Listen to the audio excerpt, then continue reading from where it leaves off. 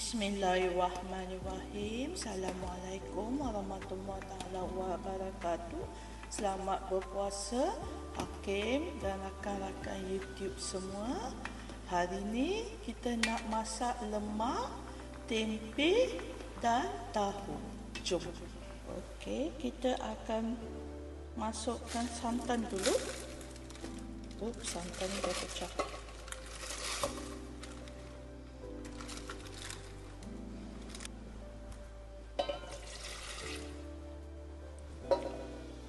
Kita juga akan masukkan hirisan 2 biji bawang merah dan hirisan 1 biji lada merah.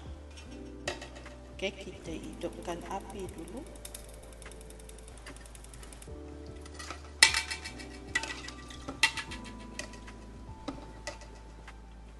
Kita biarkan kuah kita mendidih sekejap.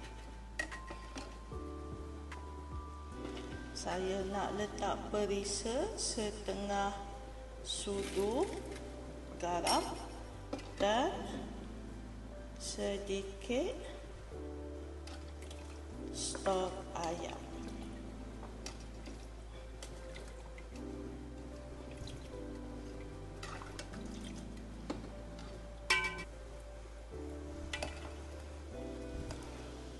Okey, kuah kita dah mendidih. Kita akan masukkan aktor utamanya, 1 keping tempe yang saya dah potong dadu dan 2 keping tahu yang juga saya dah potong dadu. Okey, saya juga nak masukkan sedikit kacang buncis untuk menaikkan warna lauk kita.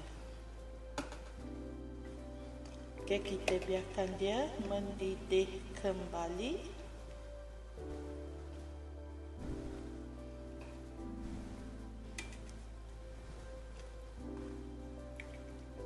Masak lemak, jadi kena sentiasa kacau lah. Kalau tidak, nanti dia naik minyak. Kita biarkan dia mendidih sekejap. Saya juga nak letak setengah sudu gula. Okey, dah mendidih. Kita biarkan tahu, tempe dan kacang kita masak.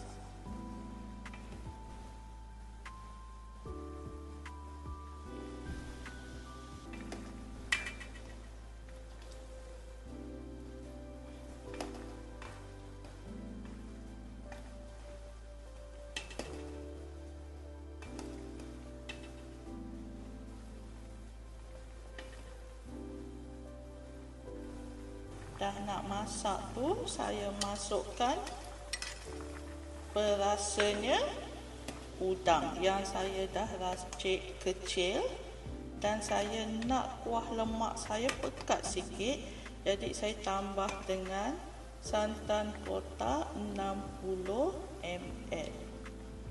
Okey, kita biarkan lauk kita mendidih lagi sekali sebelum kita tutup api.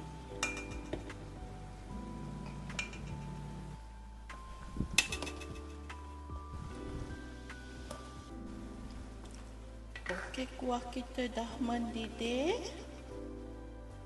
Udang kita dah masak.